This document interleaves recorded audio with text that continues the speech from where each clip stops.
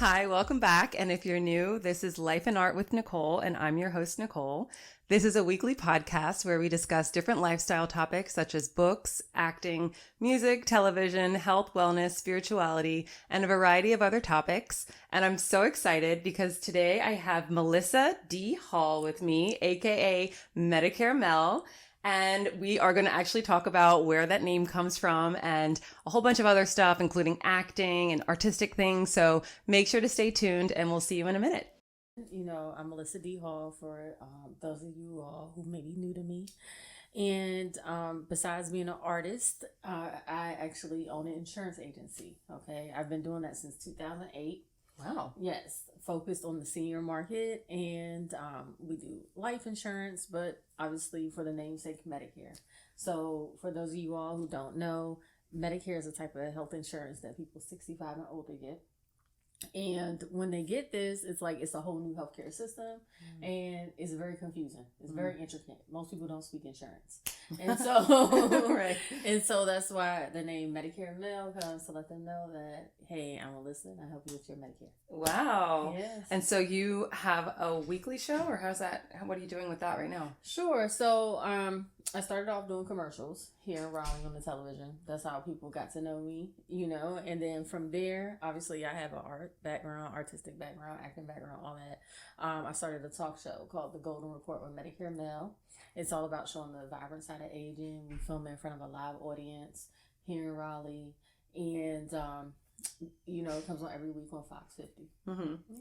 Wow. Thank And you. so, yeah, that's really awesome. Thank you. So Melissa and I were in an acting class together. That's how we met. Yes. And so it was like we're hosting, and they taught us like different techniques on how to like host our own show. Mm-hmm. And for me, this podcast was born actually. Yes. And you had already had your own show, right? Well, yeah, it was coming into fruition. It was like I said then, you know, I wanted to do this. And then as I got more into the class, I was like, okay, I'm going to do this. So I just started writing stuff for it, you know, because I had already been doing commercials. So Yeah. Because I remember when we had to come up with the names, Yes. and the name of my podcast was going to be, or the name of my show was going to be The Production Room. And I was Yes. going to talk, remember, like in class, like, because we had to like, about this. yeah, we had to like come up with like different topics, just like in the podcast.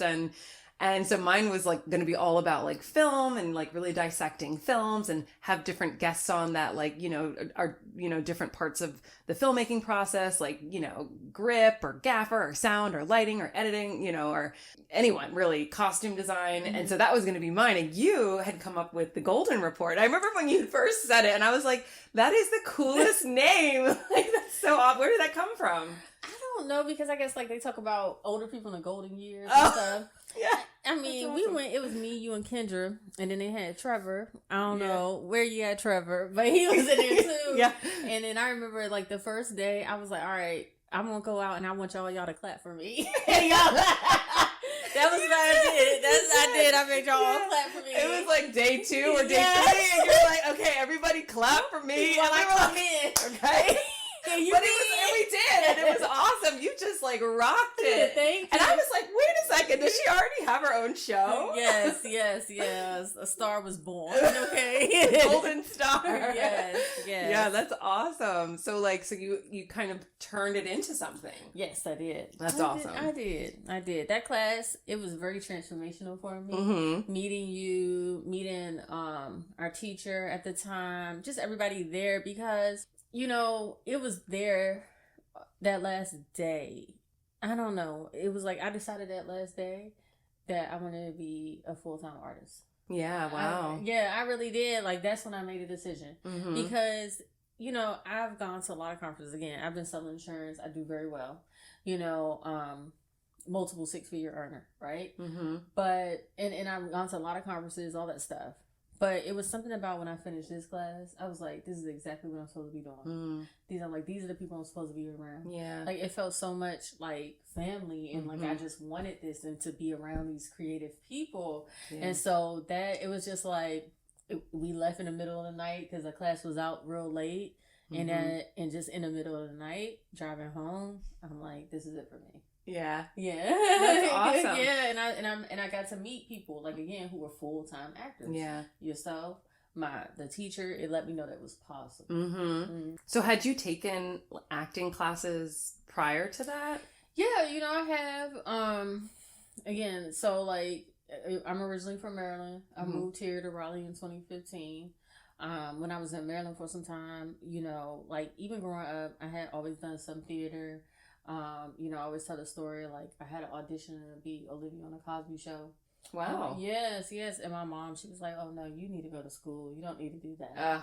Yeah, right. And so it was one of those things like, man, I coulda, shoulda. Yeah. Like, you ruined this for me. So, as I got older, like I said, I've saved money. I raised money to go to the American Academy of Dramatic Arts. They had a summer program. Yeah, I looked into that program also. You did? I didn't do it, but I considered it for a long time. You should go. Like, one thing I saw there that I didn't anticipate was that it was people there all ages. Like, we had a guy, matter of fact, he was a plastic surgeon. So he was in his mid-40s, and he would go there every summer. Wow. Yeah, and so went there, and, also during that time I was shooting a movie as well.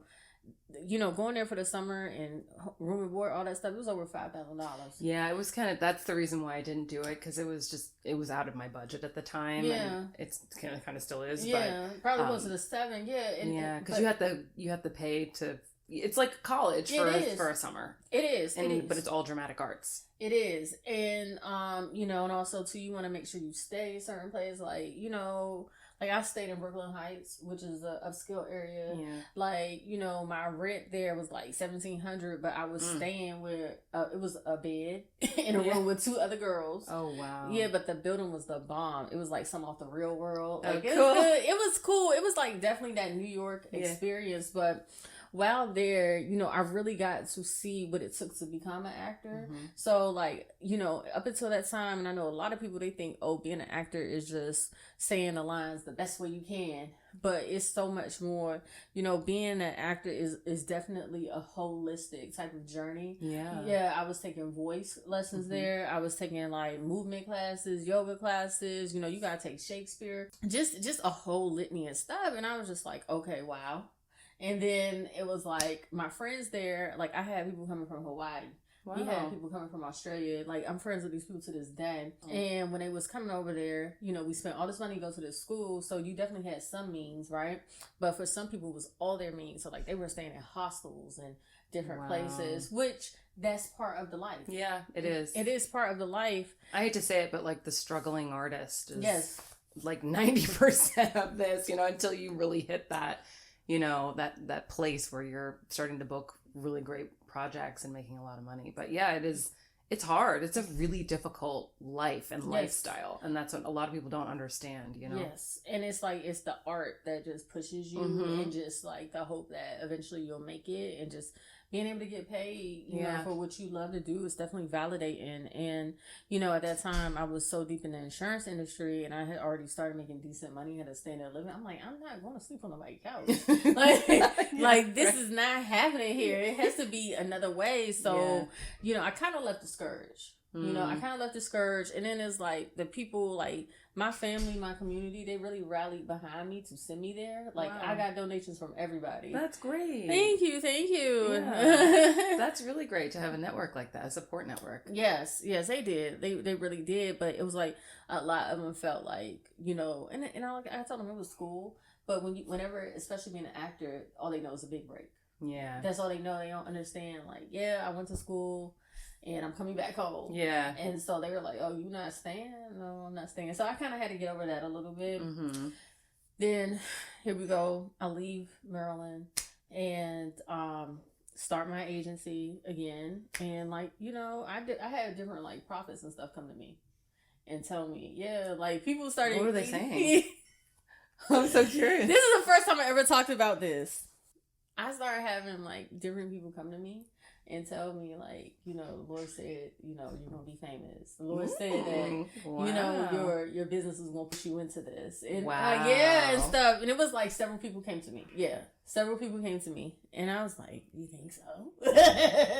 I'm like, wow. Like, So people started coming to me. Yeah. Wow. And so like, because all this that's happening now, like, selling insurance. I was doing well. I thought that was it for me. Yeah. You know, like I have like a whole side of me where like I coach agents, I have courses and Wow. yeah, all that. So, you know, I have a call center team, people who follow me. So I was okay, you know, but then, you know, I just knew it was more, and that kind of confirmed it. And then as the brand started to grow, it's like my passion for the business started to wane, and I wanted to do more of a figurehead.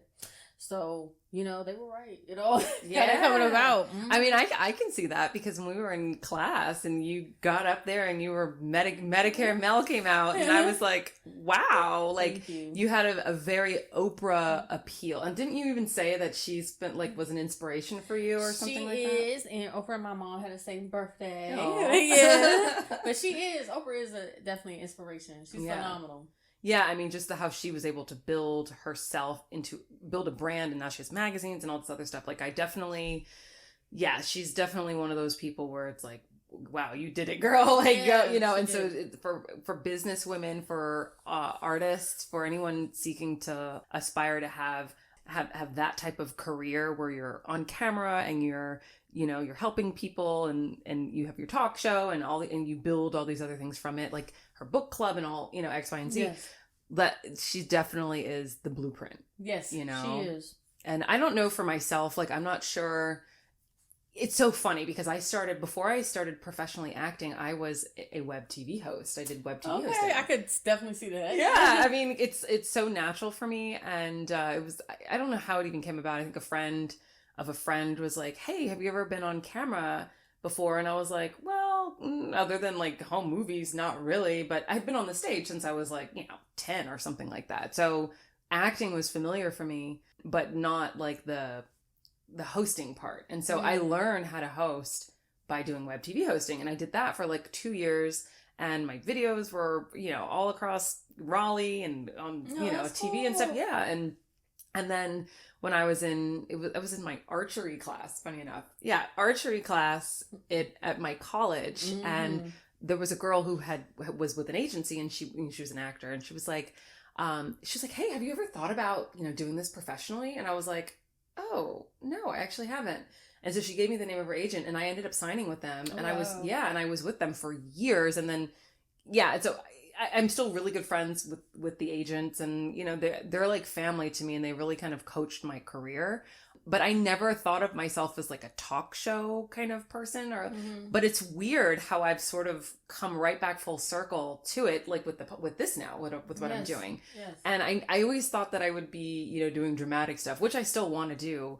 But I'm finding myself, like, I think what I'm really good at is talking to other people. Yes. You know what I'm saying? Like, and so whether it's a podcast setting or having my own, I don't know, maybe the production room will come to fruition at some point, but, but being in that class, like, helped me be like, wait, why it seems like I'm supposed to be going in this weird direction. So It's weird how things, kind of happen without even you trying, you fell right into it because it's what you're meant to do, It's obvious that you're meant to do it. Thank you. Because you're naturally gifted and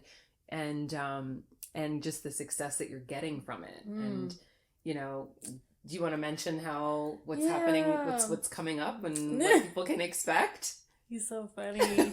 So my production, the Golden Report, my talk show, it actually won the Charlotte Black Film Festival pitch competition. So we were able to pitch it in front of producers. Like, one of the guys is a producer on the Have and Have Nots. He worked 16 years with Tyler Perry. Wow. Yeah, and them two was a partnership. I'm not going to go into their names, but they picked my TV show. That's amazing. All these pitches. Yeah, and it was amazing. I did not expect that. I went for the monologue contest. Really? Yes. You ended up, your Golden Report got picked up. Man, and it's like, I did not win the monologue contest. I was runner-up. I was robbed. Okay, I was robbed. Okay, but, they said I didn't cry. I'm like, what? Well, I cried on that stage getting my award. So you're like, look, I can do the monologue. Okay. I can cry. Okay. So, it was a big moment, and it was a very validating moment for me because, I'm having success, and it's like all still surreal, and it's still, even with everything, I still haven't, am I good enough? You know what I mean? Like, because, you know, again, I've been in a different industry kind of this whole time, even though I've always kind of still done stuff when I could. And, you know, I'm just so blessed because I know what it's like to make it as an actor. Mm-hmm. And it's hard. Yeah. And it's expensive. Mm-hmm. And it is taxing. And it is, you know, those steps. You have your IMDb, you have your agent. You have those things. I don't have none of that. I don't have any of that. I don't have an agent. I don't have an IMDb. My headshots, they're like, my headshots are not like professional headshots. They're headshots that, you know, I've gotten from being on set and different things, you know, preparing this portfolio. And, you know, so the way things have come about, they are, I my faith is big to me. I can say it's God. Yeah. Yeah. And, you know, and I just say this, you know, and I was thinking about it on the way here, you know, as a, I guess, Christ-centered person, whatever. So I started this in 2008, okay, in the insurance industry. And it happened with me. I was working at a call center and I just knew that's what I wanted to do when I went this insurance thing, right? And so, you know, I didn't consult God about it or anything. I just ended up in it. And like I said, I've had success. Always felt like something was missing. And then, like, as you know, now that I'm walking into this and that I love to do this, and I just keep asking, like, why didn't it happen earlier for me? You know, I'm not a spring chicken. Not gonna tell my age, but I'm not a spring chicken. I'm just like, why did I have to wait so late? Yeah. You know what I mean? Like, you know, why can I be in my early 20s doing all this, right? And so, you know, I talked to the guy and he was just like, you know, you didn't even ask me if I wanted you to sell insurance.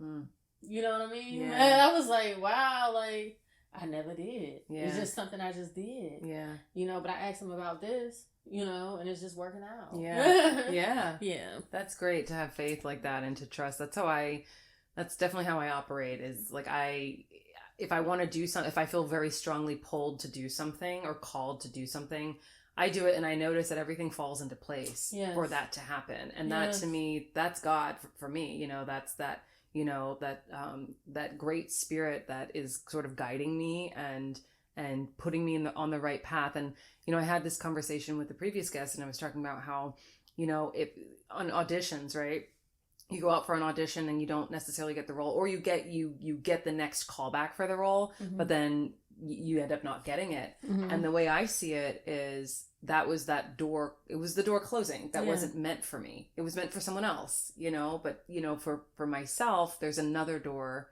another path. And it gets frustrating because when you're doing this for, you know, for so long, for as long as I have, you're to the point where, like, okay, because I have those same thoughts too. I'm like, why hasn't this happened for me when I was in my early 20s? I've, you know, I had all the, you know, the goodies to do it then than I do now. Like, I mean, obviously I had to learn to go through a lot of training. I'm a lot more, I'm a better trained actor now than I was back then.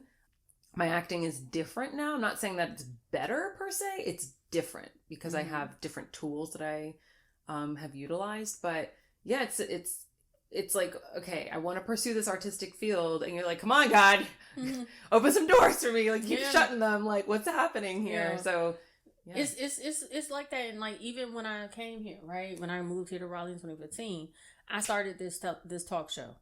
Do you know? And it was like, stuff just kept happening. So like, my first time I started this, the Mel D Hall show. Like, my producer ran off with a guest. Like, we did a love episode, and the producer, camera girl at the time, she fell in love with a guest. Yes. What? Oh my goodness. Girl. Whoa. And it was the second episode, and like, they ran off together, girl. Oh my god. So your show is just like, it was done. Oh. She was so in love going out with him. We were supposed to be, you know, filming the show. She was supposed to have the tape done. She with him, girl. Oh. So I'm like, God, are you kidding me?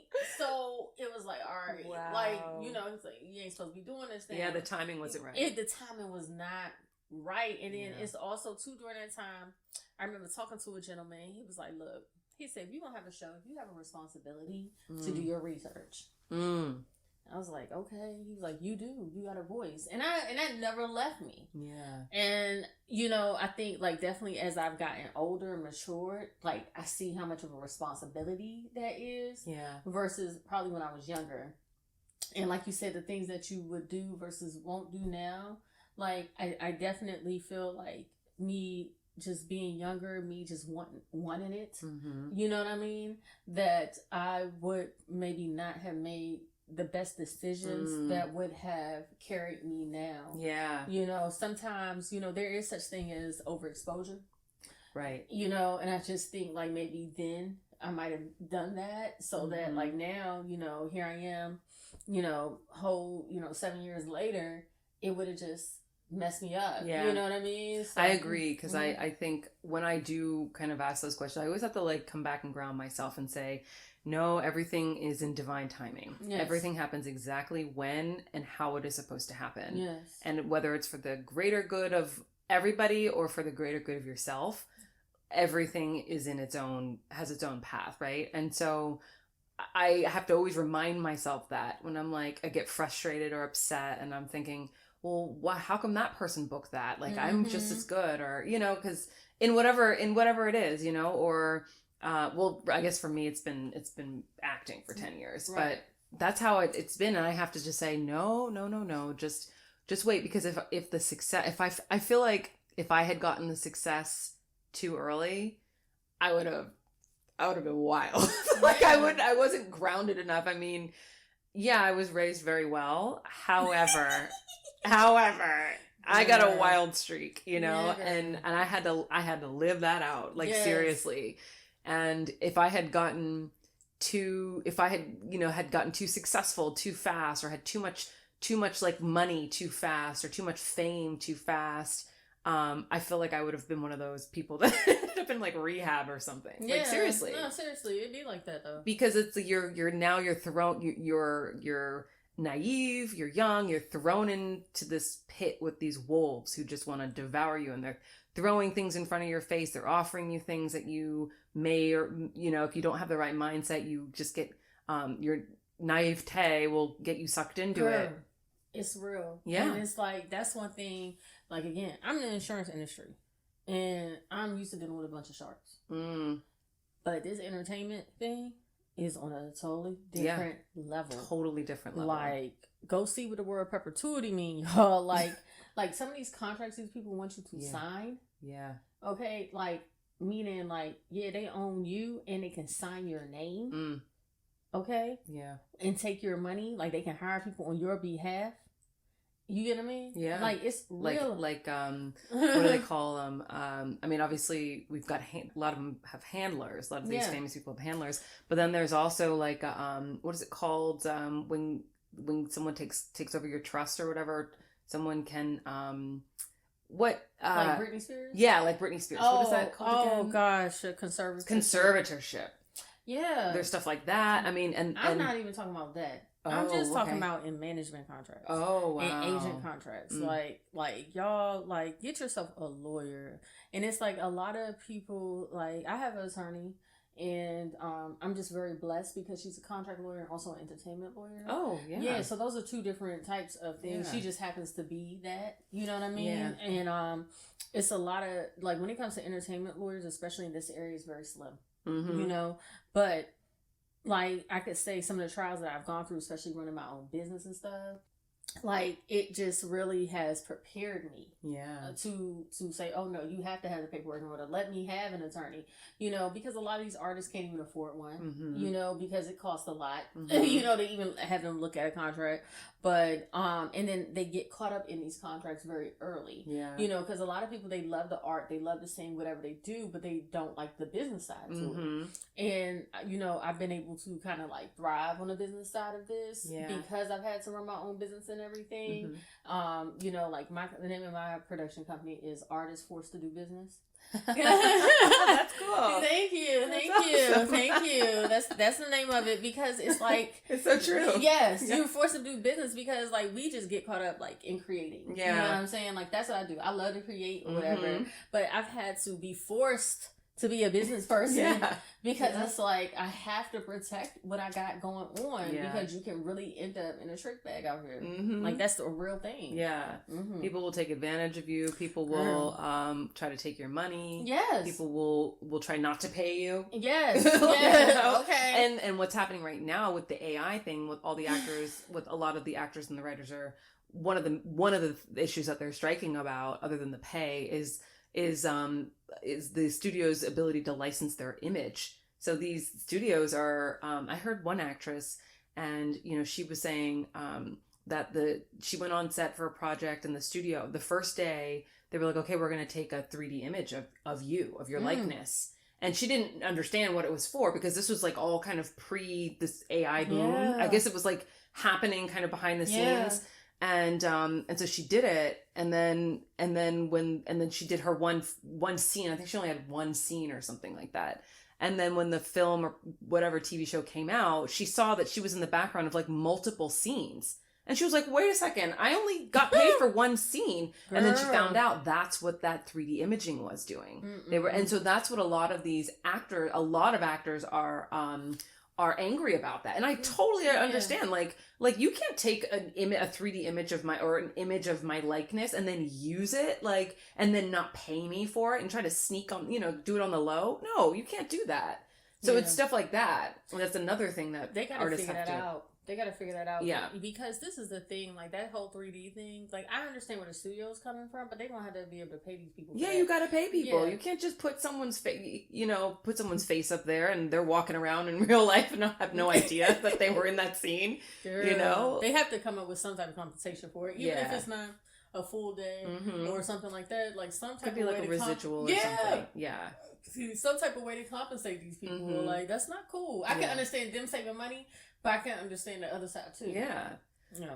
Yeah, I mean, there's the field of art. Yes. Is just, it's its own thing. And there are predatory situations that happen in acting schools. There are predatory. It's the industry. It's the whole industry. It's the industry. Just think, like, all of us have gotten something from Barbizon in the mail.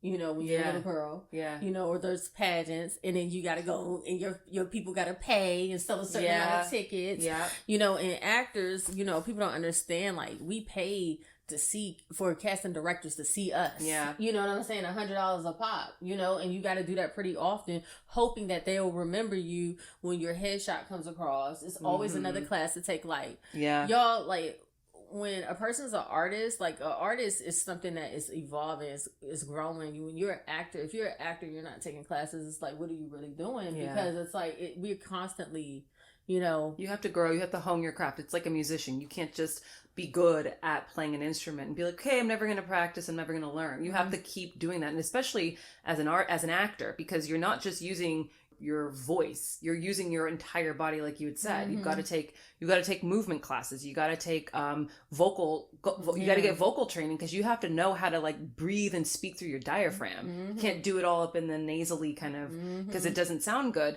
And you have to be good with your emotions. You have to know how to, like, pull it out and rein it in and put it out. And script analysis. You have to do script analysis. You have to know how to remember lines. There's a whole, like you had said, a holistic aspect to acting. And then not only that, we as actors are portraying real people, whether they are still alive or whether they're passed away. They were still real people. Okay, they're not made up people. I mean, yeah, maybe a story, if it's fiction, it's a made up person, but we have to create an actual real person that the audience is going to relate to.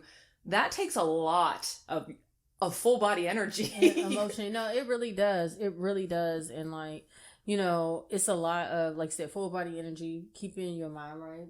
You know what I mean? Yeah. Like, because a lot of actors get sucked into it. Like Heath Ledger, for example. Fantastic, phenomenal, one of my favorite performances ever by a male actor. But he had to see a therapist after for a while, because he said, I can't get myself out of this role. Yeah. Because you are fully immersed in literally the psyche of another person. And if that person is crazy, deranged or unstable, like, that could do Penelope Cruz said the same thing when she won the Academy Award for Vicky Cristina Barcelona, and her character is like a crazed Spanish woman, beautiful but crazy, right? Always like, you know, causing issues with her ex-husband and yelling and screaming, and then having to go to the hospital because she's threatening to kill herself.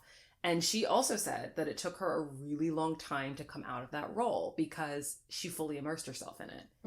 And that's why they get paid the big bucks, you know what I'm saying? Because they're doing the work like that. But for us that aren't getting paid the big bucks, we still have to do that. We still have to do the work. And it takes a lot. It's a big toll. It takes a lot. And even those actors, when they're getting, you know, when you get paid the big bucks, like immersing yourself in people like that. And like just even, you know, some of these people, they have to go visit the family.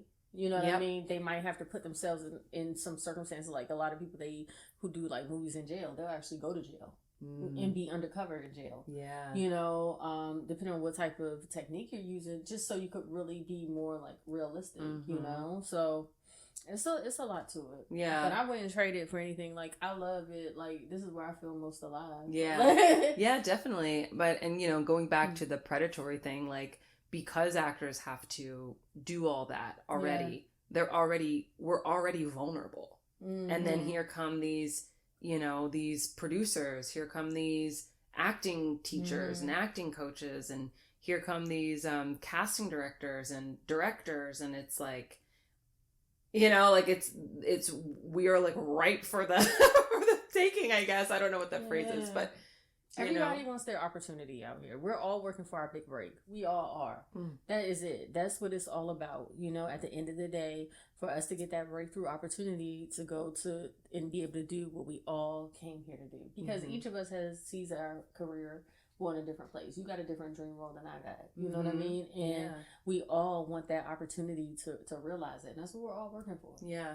Your show got picked up, and so is it going to be produced in Charlotte or what's going to happen? Sure. So right now we're trying to figure it out. We're going to do like a tour where we would go up and down the Southeast. You know, we call it the Hello America Tour. Oh my goodness! Yeah, and it's going to be called the Golden Report with Melissa D. Hall, not Medicare Mel. I'm actually retiring the name Medicare Mel. Oh. And the reason why, I know I'm sad too because I got merchandise, girl. Yeah, I got bags, I got cups, I got shirts, I got logos, I got websites, y'all. But however, the government, Medicare is ran by the government. Okay. Oh, and they have that name like trademarked or whatever. Well, actually, my name is trademark, okay? But no, they changed the rules. They said this year, because they change the rules every year, and they said that, you know, it could confuse people, you know, that I'm actually with Medicare. So, and I was like, okay, I'm gonna be honest, I have been fighting this. This isn't like the first time I heard about it. This has been going on for about a year. And I was fighting it because I'm like, this is my name, and I've invested so much in this brand. Like 1 in 3 people, like 50 and over in this area, they know me. Yeah, so it's a big deal. But however, you know, I was just like, you know what? People don't know Melissa D. Hall. And do I want to be known by Medicare Mel? Like, you know what I'm saying? Everywhere, you know, maybe it is the time. You know what I'm saying? So I started to just like embrace it. So, that's great. So you're going to be traveling like around the South. Yeah, so we're looking at Maryland, Virginia, South Carolina, you know, kicking off here in Raleigh, Charlotte. Oh my gosh. And so Leslie, our acting teacher, what class was that again? It was hosting. Hosting. Hosting. And she's amazing. She's so good. So she's going to help you? Yeah, she will be my talk show host coach. That's amazing. Yes, because it's a lot to being a host. Like, people don't understand, especially a professional one. So wait, tell, because I don't really know. How does it, like, what's... Sure, to know? Sure. Well, a lot, like, you know, how you introduce segments, how you come back off break, those technical things, right? And so, like, just like, you know, us coming back from this, you know, it's like, okay, someone said, you know, it's like, okay, and we're back. And if you all are just tuning in, I'm Nicole March, and I'm here with Melissa D. Hall, also known as Medicare Mel. We're talking all about, you know, acting and art. Like, that's how you're supposed to lead it in, right? Yeah, you on the talk show. Yes. It's certain ways you do things. Yeah. You know what I mean? And so I'm putting myself out there, you know, like in a real major way. And so, you know, I want to come, you know, polished. Yeah. You know? No, I totally understand. And I definitely implemented a lot of the techniques that I learned in that hosting class with Leslie and her husband. And yeah, I mean, there is a lot, and that's amazing that she's, you know, offered to help, and she's going to be there because she's not for free.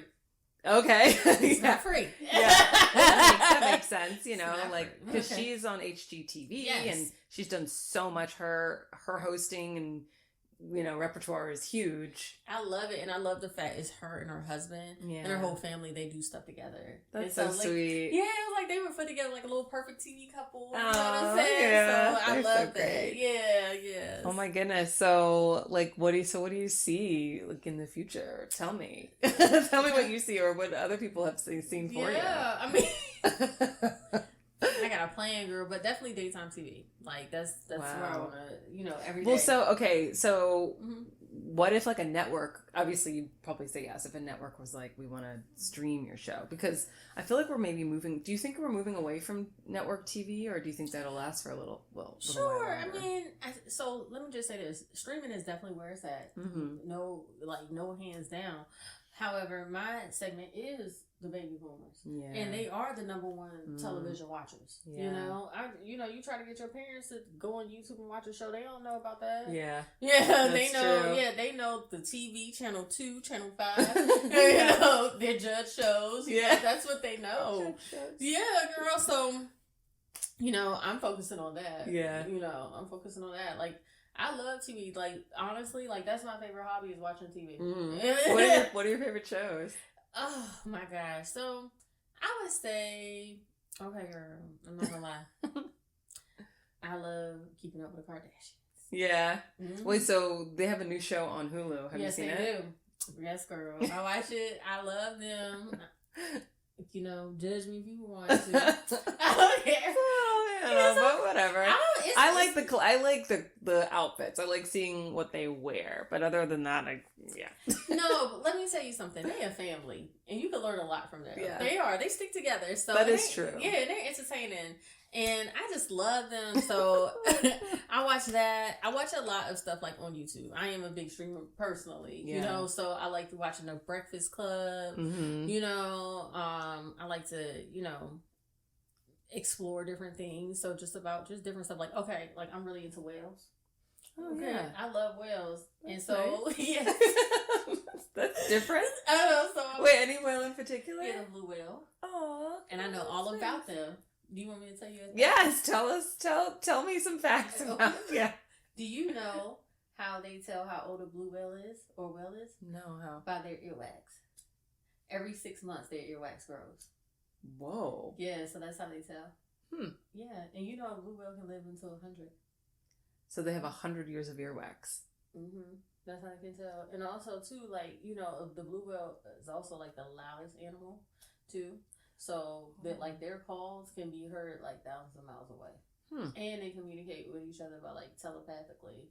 So, it could be a whale out there. Like echolocation, right? No. Like, actual telepathically. Wow. So, when they see an image, they're sending that image to each other. Oh, yeah. They're, like, smarter than us. So, a whale could be sending you something right now. Maybe that's who's sending me all my dreams. Maybe it's like whales. How far can they telepathically communicate? I don't know. I do not know. This is fascinating. Mm-hmm. And they've never attacked a human before. Yeah, I believe that. They haven't. No, let me tell you something. There are no recorded whale attacks outside of captivity. So even killer whales, orcas and stuff, there are no attacks outside of captivity. Yeah, that makes sense. Mm-hmm. I mean, they help us. And we help them. Like, they're very like aware of us. Like, they call them sentient beings because they're mammals and stuff. So, girl, I know about the blue whales. So, wait, do you only know about blue whales, or do you know about all the other whales too? I know a lot about all the other ones too. So wait, we need to come up with a name then. You need to be like Melissa D. Hall, whale expert. Whale expert, yes, girl. I'm gonna save them, girl. I'm gonna save them. Save the whale. I am. In 1987, I just want to let y'all know. In 1987, that's when the global moratorium went on whales to like stop whaling them. In 1987, yes. Wow. If you're looking for a good movie out here. I love this though. This is great. Yes, man. Listen, we gotta save our whales. Can I tell y'all something about these whales? Yes, please. Okay. I I want to let y'all know that blue whale poop is responsible for 89% of oxygen that we breathe. In the water or in the air? The air. So let me tell you what happens, okay? Yeah, please. Okay, blue whales, okay, do 2 tons of waste a day. Those 2 tons of waste that they are doing, okay, feeds the krill, okay, and also the plants, okay. That those gases, okay, goes into the ozone, and that is how we have fresh air today. So when you kill these whales, you are really killing the air. Wow. Yeah. That is very interesting. So wait, the waste that the blue whales produce, 2 tons a day. They eat krill, so they waste. So they poop krill, and then the krill eat the krill poop. Well, like they. So it literally is a cycle of life.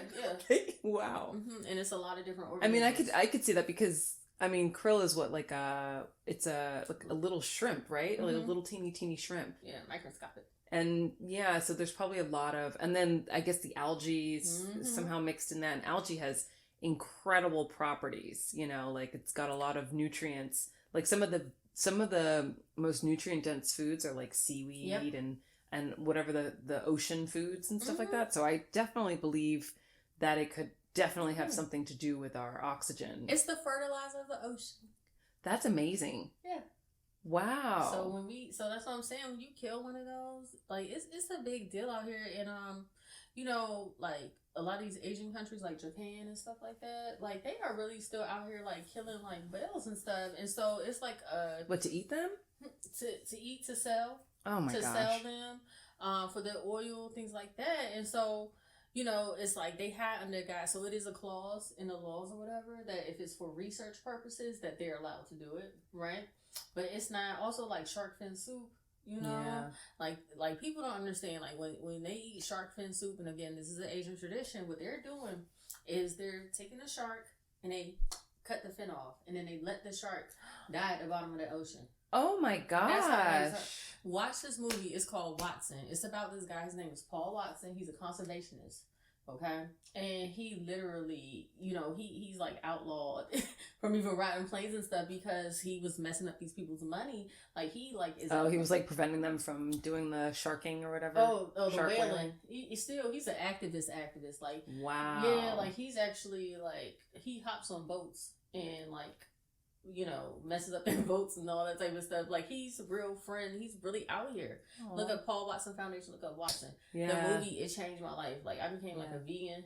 Just seeing. Yeah, what they're doing. I watched. One of the reasons why I became a vegetarian long time ago. This was probably like 8 or 9 years ago.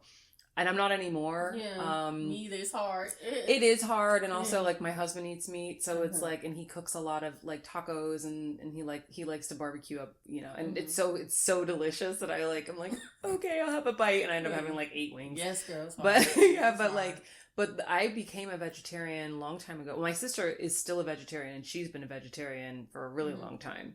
But I became a vegetarian because I saw a movie about like slaughterhouses and what they do to the animals, and I was traumatized, and I started sharing it all over Facebook, and this is like graphic stuff, and like people are like, stop, Nicole, this is gross, but I'm like, no, you have to stop eating the meat, like this is what we're doing to the animals are our friends, they're sentient beings, and I believe I don't just think it's whales that are telepathic. I think most animals probably are telepathic in some capacity. We just might not know it. You know what I'm saying? Mm-hmm. Because you ever if you ever are around like cats and dogs, when you're feeling sad, they'll come and cuddle on you. Yeah. So they are sensing. Maybe they're not telepathic, but maybe they're hypersensitive. Sensitive, and so they can feel that. And so anyway, so I had watched this horrific thing on slaughterhouses, and I was like, I'm not eating meat again. And then also, my mom is a holistic practitioner, and and so like health practitioner. Yeah, like a holistic health practitioner. So she had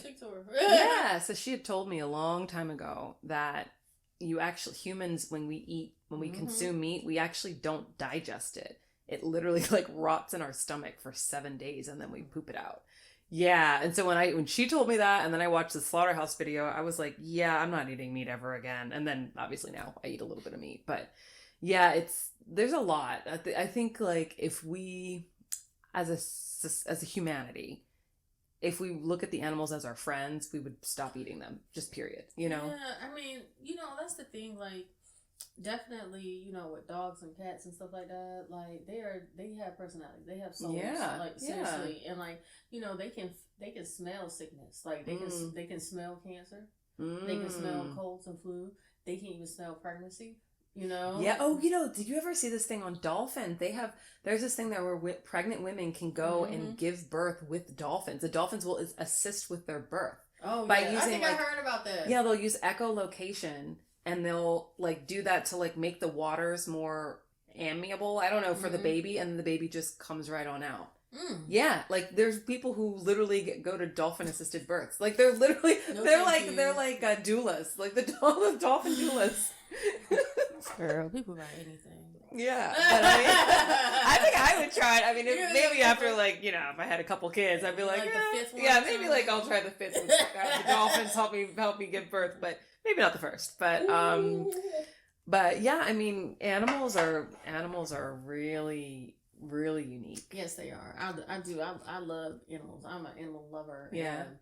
I don't know. Like, that's part of my platform is going to be like saving the earth and saving the world. Yeah, like that's how great. much I really do like have a passion for animals. Yeah. I do. That's amazing. I do. So you'll like be join like the whale. I would love to because like they really do need to be saved. Yeah. And like, I'll jump on a ship for them. Like I love them. Like I do. And everybody needs to know that you gotta protect the whales and they're here for us. That's so great. I mean, and hey, if you've got the platform and you're out there next to Oprah right here, like why not? You should definitely use that platform, because I feel like that's why maybe we've been individually, whoever, everybody really, everyone who's gotten to a point in success, you get to that point not necessarily to like hoard it for yourself. You get to that point to help the community and help the world.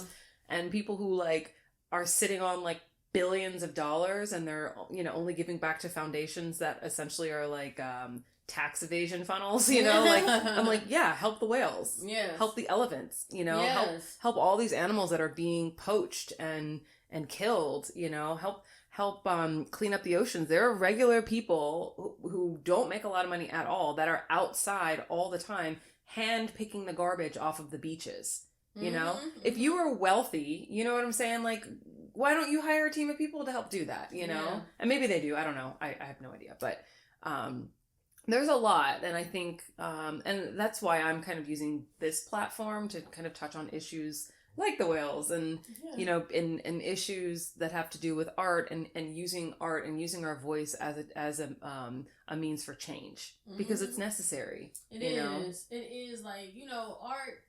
Like, being an artist and especially being able to, like, do it full time is just one of the greatest gifts in the world. Because you create all day. Yeah. And, someplace has validated, that, you're I don't want to say you're worthy, but in a sense it is. Like, you're what you're creating, what you're putting out here is so valuable.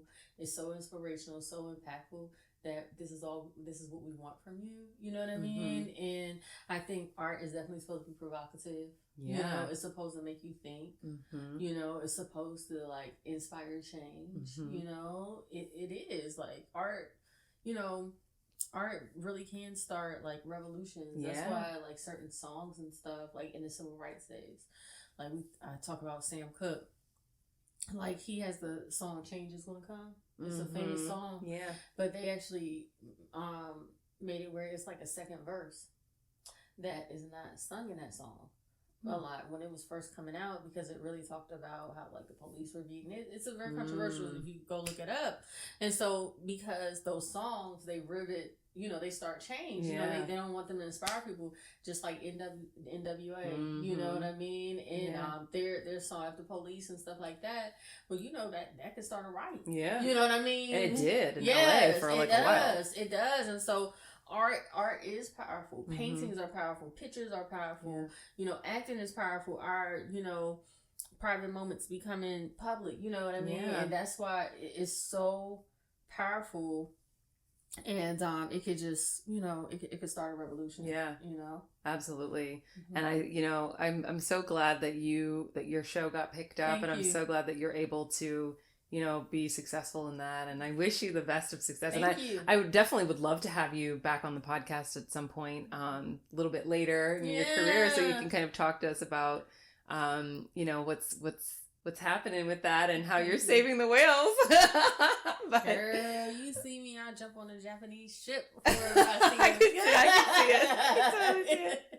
Yes, Well, that's amazing. Sure. Well, thank you yeah, for the opportunity. Yeah, and so if you actually would love to share your socials and websites, or where can people find you? Sure. So you could go ahead and you could follow me online, Facebook, Instagram, Melissa D Hall. I know on Instagram is Melissa_D_Hall. My website, Melissa D Hall. I have YouTube out there, like my show YouTube. If you put in Medicare Mail, you'll see that. My personal YouTube is Melissa D Hall. So between all that, you'll find me. Awesome. So make sure to check her out, and please make sure to check out my website as well. It's Nicole-Burgess.com. I have links to my books and links to all my socials and links to like my affiliates and affiliate links and, different websites that you can go to shop for products that I personally like. So make sure to check those out. And thanks for tuning in. Thanks for watching, and I'll see you in the next episode.